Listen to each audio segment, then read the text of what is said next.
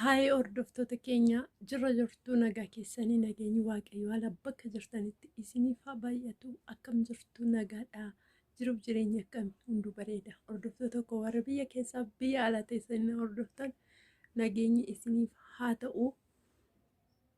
Har'a dhaabbadhee tana viidiyoo isinii waraabaa jira. Har'a wanti dubbachuu dhufee waan xiqqoo tokko jechuudha. Innis immoo waa'ee shamarran keenyaa. Shamarran keenya warroonni obboloonni koo warroonni biyya arabaa jirtanii hunda miti garuu tokko tokko jechuudha. Hundas sababa nama tokkootiin shamarran biyya arabaa jedhamne arrabsamna jechuudhaan. Inna kanaafuu obboloottan koo wanti miidiyaa kanarratti deemaa jiru wanti ta'aa jiru baay'ee tokko waan nama ajaa'ibuu fi waan namatti dhaga'amudha jechuudha. Maaliif anis akkuma keessan biyya arabaatiin galee biyya arabaan ture biyya arabaatiin galee inna wanti ta'aa jiru baay'ee tokko nama gaddisiisa jechuudha. Innis immoo maalidha waa'ee kunoo viidiyoo kana hojjedheen jira ilaalaa itti fufaati. Waa'ee mucayyoo Sudaanii kara Dubaay fiddee ati nama guddoodha, ati jaartiidha, ati nammaxxantu anaaf hin taatu jedhee dhiisee isheen immoo jaalala isaatiin maraattee akka sammuu dhukkubsachuu taatee kan jirtu jechuudha. Baay'ee tokko nama ajaa'iba. Maaliif hin barannu nuti ijoolleen biyya arabaa? Yeroo jammaramu dhiira biyya biraa fidu baay'ee ulfaataadha. Iyyuu asuma mudunnaa koo isinitti himne. Aniyyuu jechuudha yeroo ni beeru jiru namoonni baay'een anis immoo nan hawwan ture. Maaliif nuti shamarran umuriin keenya hin deemaa yeroo achi jirru moomaa tokko nutti fakkaatu jireenyi immoo hin guutu waan baay'eetu jira hin beektu jechuudha. Isarraan kan ka'e maalan jedha seetan iyyuu ani maafan lammii finnee asitti lammii fidee isa faana jiraachaa maafan hojii keenya hojii hin hojjenne innis hojii hojjeta anis hojii hojjedha maafan carraa kanatti hin fayyadamne jedheeni yeroo baay'ee yaadaayyuu jechuudha. Garuu ijoolleen tokko immoo hin fidiini dhugaa dubbachuuf erga lammiidhaan paaspoortii baafadhu maal jedhe ergan jedheenitti ijoollee baay'een immoo hin fidiini yoo fidde lammii hin argattu asitti dubartoonni sirraa fudhatu. Shamarran biyya arabaa jiran immoo dhuguma dhiira yoo arganii jedhanii ijji isaanii lafan argu. Keessaa dhiira habashaa yoo arganii ani maaliif akka isaan akkas ta'anii rabbisa kana bichaatu beeka jechuudha. Hin beeku.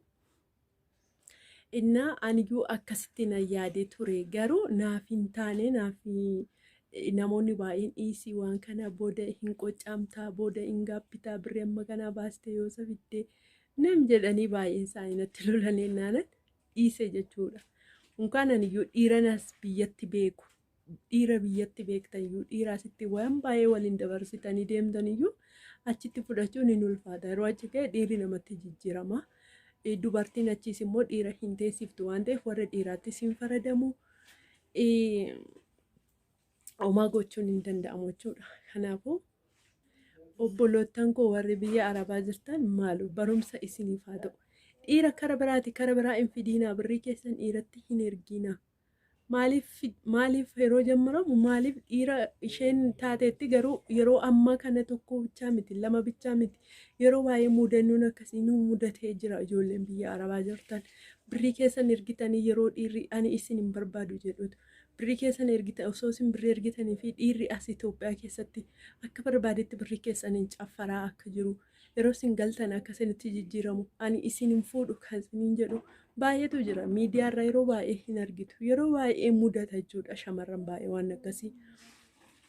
Kanaafuu jennaani baradhaayi dhiira maal jettaniitu yeroo jammaramu dhiira tokko akkamitti amantanii birrii keessan amma kana qarshii keessan akkamiin akka mana arabaa keessa hojjettanii argattan hin beektu akkamiin akka mana arabaa keessa dadhabdanii qarshii kana fiddan hin beektu. Maal jettanii dhiira kana amantanii kara biyya biraa fiddu. Birrii qarshiin isaa baay'eedha.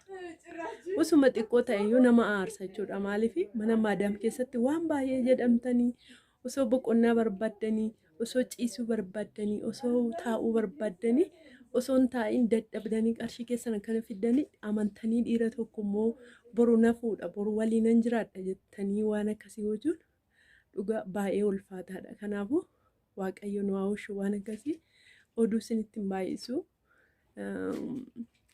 Maalo waan akkasitti hin galiina.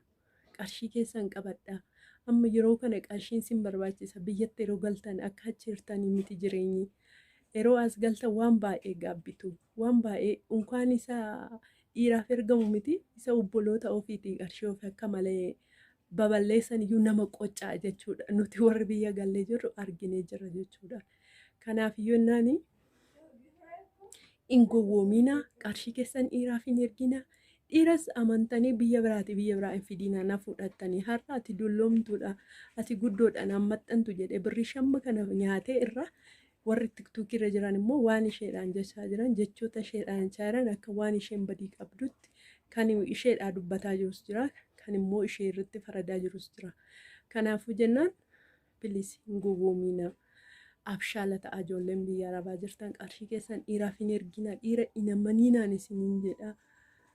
Kanaafuu barumsa isiniif ta'a. Barumsa yeroo hundumaa nuti maaliif hin jillu ijoolleen biyya arabaa jirru. Yeroo hundumaa mudannoon akkasii nu mudataa jira. Yeroo hundumaa waan akkasii argaa jirtu. Kanaafuu maaliif hin gaabbitanii maaliif abshaalaan taatanii isiniin jedha. Like share godhaati. Ijoollee biyya arabaa jiran hundumaa naa qaqqabsiisa. Bye bye. Isiira jiru kanaaf bikka hin godhiniitiitu jaalalaa boo'e akkana na godhe jettee boo'e.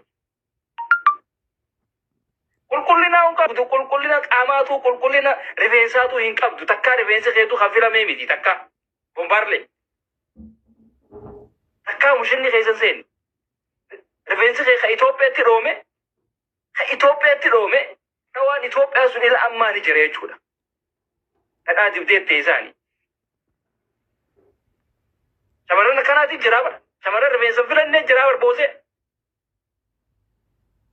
Boosee jaalalaa boochu bara. Jaalattutu waan isiif taatan beeku. Obbolii dhagee. Jaalala waan jaamaa tana dura jaaladhuuti. Jaalala tana jaalala qabsiisi. Achi booda gurbaa san jaaladhu.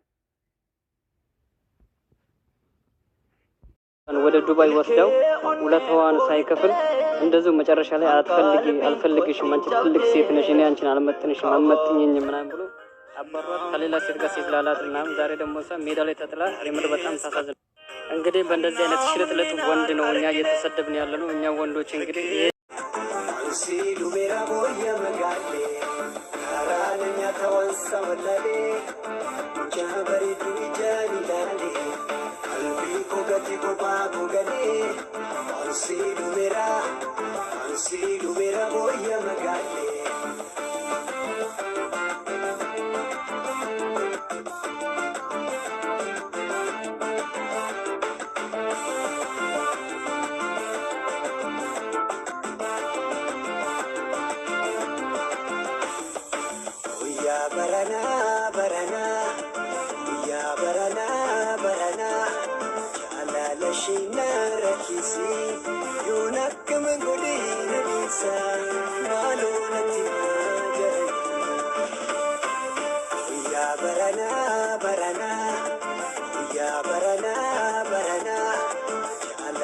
She never kisses you, not coming good.